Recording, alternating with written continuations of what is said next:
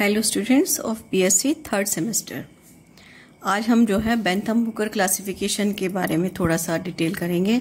आपके सिलेबस में जो बेंथम हुकर क्लासिफिकेशन है उसमें जो क्लासिफिकेशन बेंथम हुकर का आपको करना है वो सीरीज तक करना है। उसमें लिखा हुआ है आपके सिलेबस में Bentham Hooker classification up to series.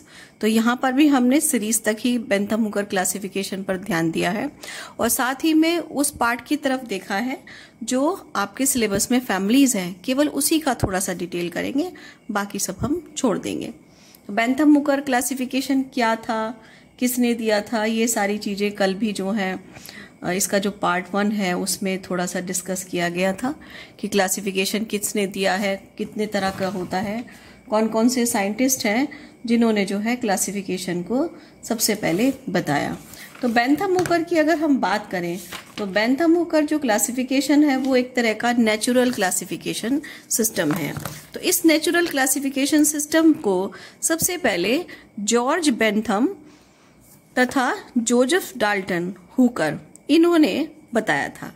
तो जॉर्ज बेंथम ये जो 1800 से 1884 के बीच में रहे, जोसेफ डाल्टन हुकर 1817 से 1911 के बीच में रहे। ये दोनों ही ब्रिटिश बॉटनिस्ट थे और इन्होंने जो है अपना काम एक साथ मिलकर किया था। Both were related with royal botanical garden. दोनों ही जो है साइंटिस्ट जो है रॉयल बॉटनिकल गार्डन से जुड़े हुए थे, वहीं पर इन्होंने अपना सारा काम किया था। ये रॉयल बॉटनिकल गार्डन जो है इंग्लैंड में क्यू जगह है वहां पर है। इन्होंने अपना वर्क जो है जेनरा प्लेंटेरम, एक बुक का नाम है, इसको आप याद रखिए, उस जेनरा प्लेंटेरम में पब्लिश कराया था। ये जेनरा प्लेंटेरम जो बुक है it was in Latin language. ये जो है लैटिन लैंग्वेज में लिखी गई है। 3 volumes of this were published in between July 1862 to April 1883।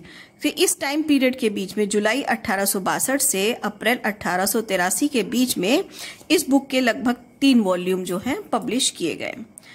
2/3 part of this book road by Bentham Hooker. Bentham Hooker का जो क्लासिफिकेशन है जो इस बुक में दिया गया था उसका 2/3 भाग जो है बेंथम ने कंप्लीट किया था, यानी कि मोस्टली वर्क जो है बेंथम का ही है।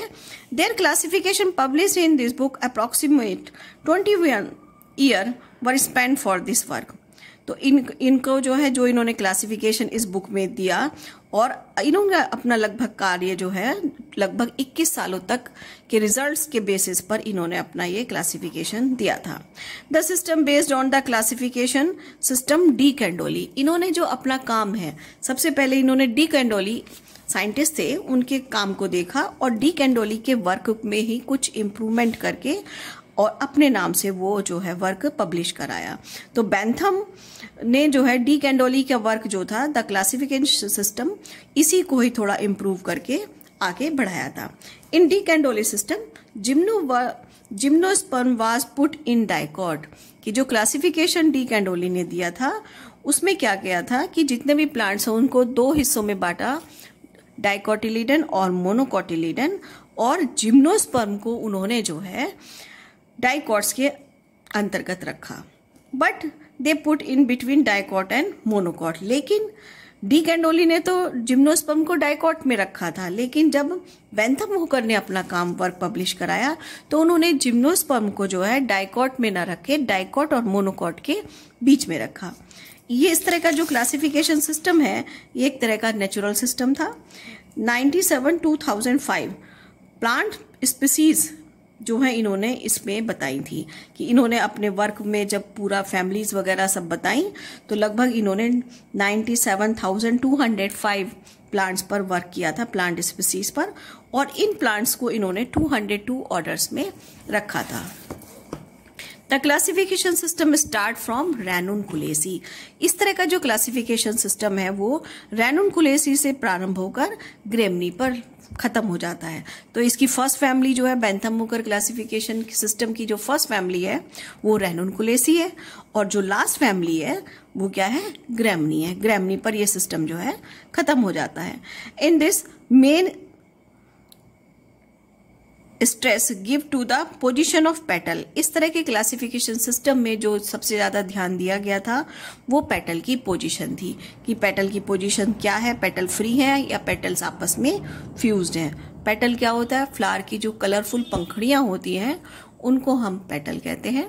तो उसके बेस पर इन्होंने जो है पेटल की पोजीशन फ्री या फ्यूज्ड, इस तरह से क्लासिफिकेशन इन्होंने जो है अपना दिया था। इस पूरे क्लासिफिकेशन सिस्टम को जब हम एक्सप्लेन करेंगे तो ये पूरा वीडियो मैं एक साथ नहीं बना रही हूँ, इसमें कुछ पार्ट्स में 2 पार्ट्स में बेंथम मुकर क्लासिफिकेशन सिस्टम को देंगे। तो इसमें जो आज एक्सप्लेन करेंगे वो इनिशियल स्टेप्स है, मेन है।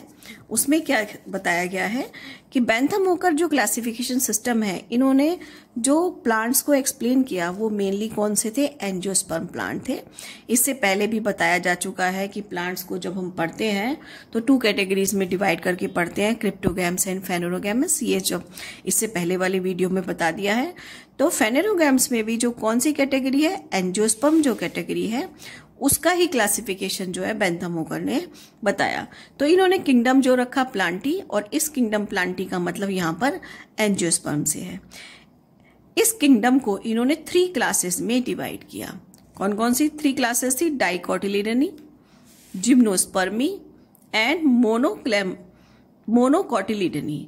तो इस तरह से 3 इसकी क्लासेस हैं, डाइकोटिलिडनी, जिम्नोस्पर्मी एंड मोनोकोटिलिडनी। जिसमें 2 कोटिलिडेंस होते हैं उसको हम डाइकॉट कहते हैं। जिम्नोस्पर्म में क्या होता है, जिम्नोस्पर्म का करैक्टर है कि इसमें नेकेड ओव्यूल्स होता है और कोटिलिडेंस वगैरह नहीं पाए जाते। और मोनोकोटिलिडेंस का मतलब है सिंगल कोटिलिडन, यानी कि जिसमें एक बीज पत्र होता है या सीड जो है केवल एक ही टुकड़े में डिवाइड हो सकता है। तो जो डाइकोटिलिडेंस है, डाइकोटिलिडनी में जो रखे गए प्लांट हैं उनमें कुछ स्पेशल करैक्टर होते हैं। जैसे इनमें जो है रेटिकुलेट वनेशन पाया जाता है।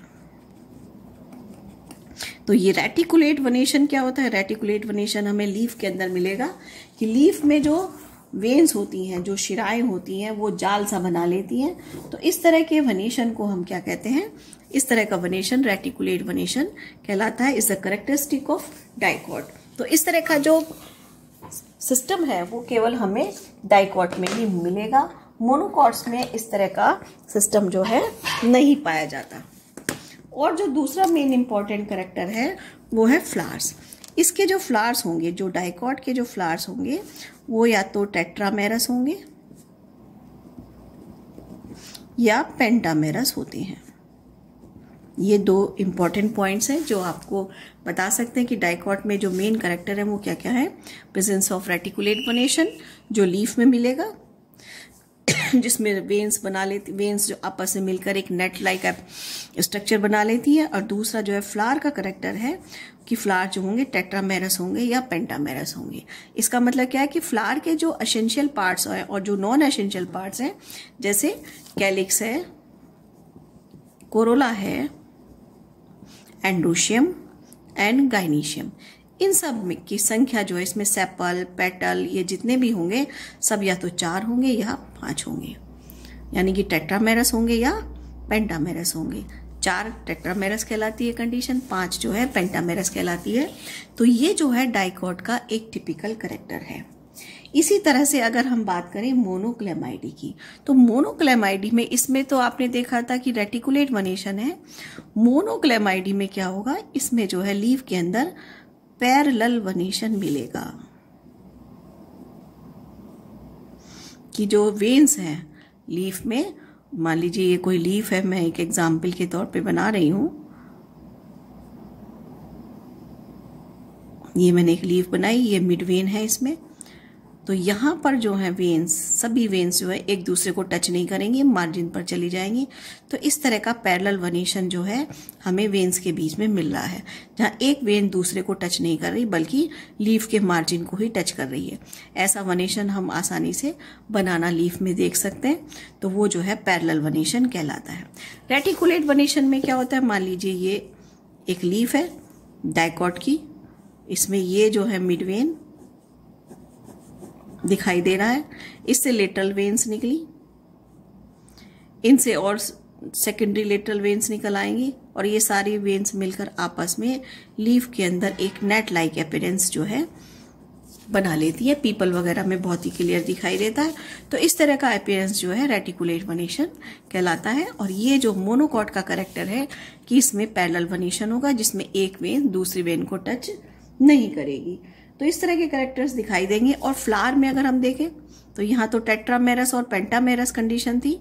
यहाँ पर जो कंडीशन मिलेगी फ्लावर के अंदर वो होगी ट्राइमेरस, कि फ्लावर्स के जो एसेंशियल पार्ट्स हैं, कैलिक्स, कोरोला और सेपल, पेटल कह दें, एंड्रोशियम, गाइनीशियम, स्टैमेन, कार्पल, जितने भी हैं उनकी संख्या जो होगी 3 होगी। 3 या 3 के मल्टीपल, 3, 6, इस तरह से 9 है ना, तो इसके मल्टीपल होंगी। तो ये कंडीशन जो है ट्राइमेरस कंडीशन कहलाती है। और ट्राइमेरस condition is the characteristics of monocot. इसी तरह से टेट्रामेरस कंडीशन में क्या होगा, 4 होंगे या 5 होंगे या उसके मल्टीपल होते हैं। तो इस तरह की कंडीशन जो है टेट्रा या पेंटामेरस कहलाती है। अब हम डिटेल जो आज करेंगे वो केवल डाइकॉट का करेंगे। डाइकॉट को ही हम आगे देखेंगे। इस डाइकॉट क्या है, डाइकोटिलिडनी ये क्लास है। इस क्लास को, डाइकोटिलिडनी क्लास को आगे चलकर 3 सब क्लासेस में डिवाइड किया गया।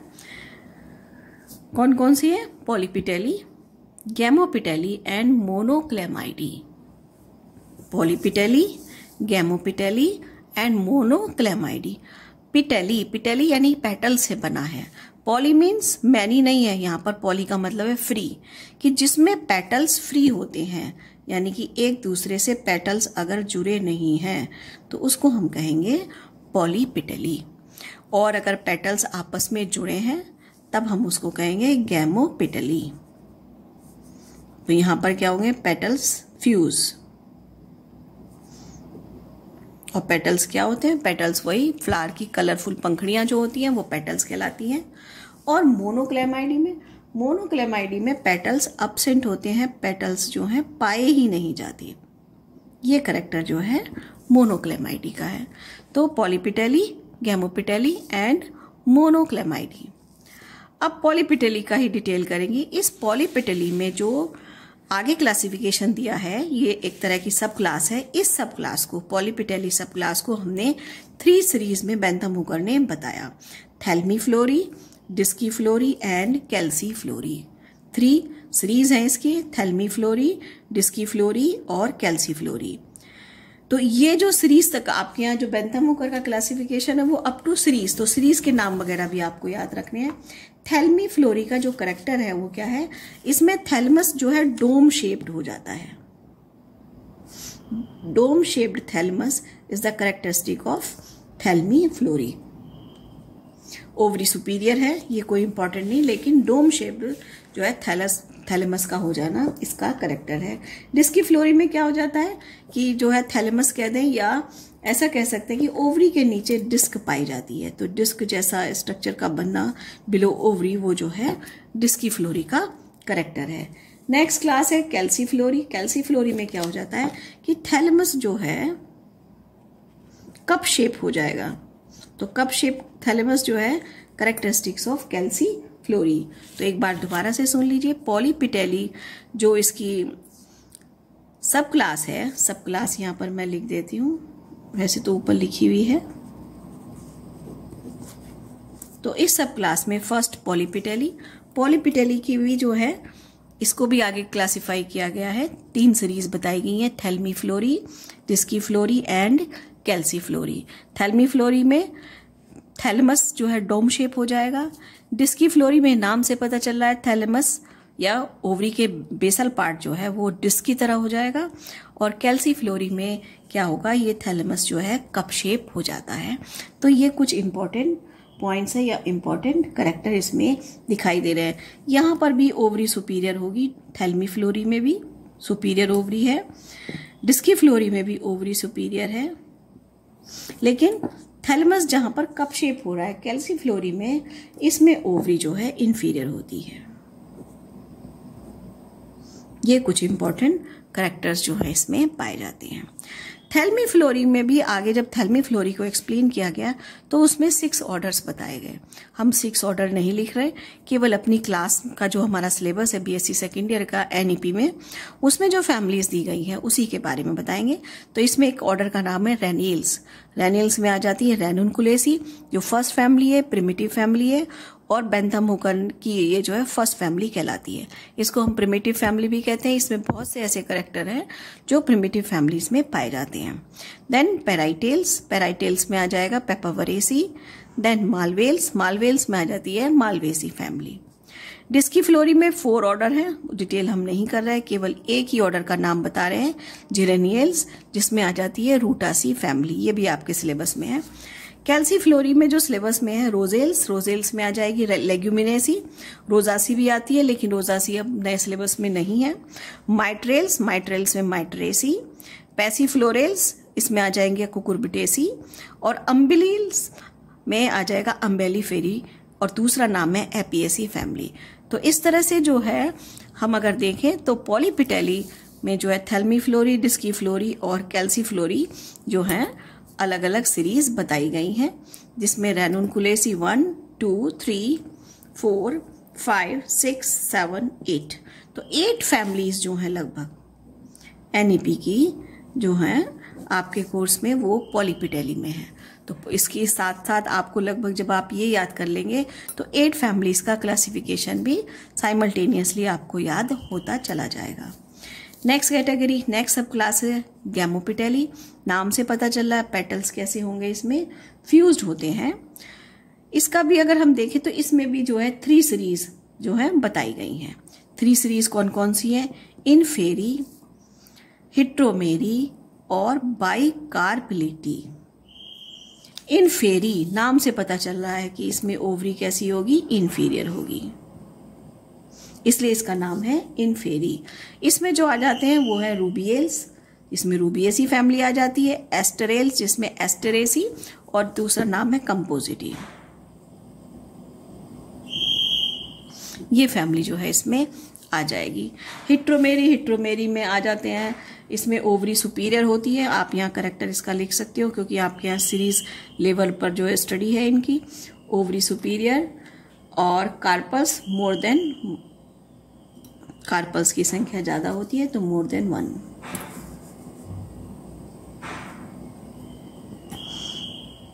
तो ये करेक्टर जो है हिट्रोमेरी में मिलेगा। तो ओवरी सुपीरियर होगी और कार्पल्स जो है मोर देन 1 होंगे। तो इस तरह के करेक्टर जो है इसमें मिलेंगे।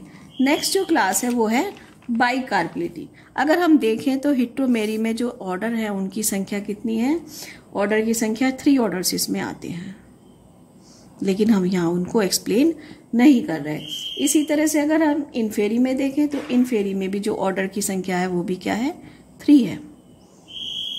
3 में हमने केवल 2 का ही नाम लिखा क्योंकि हमारे सिलेबस में के अकॉर्डिंग केवल 2 ही है ऑर्डर।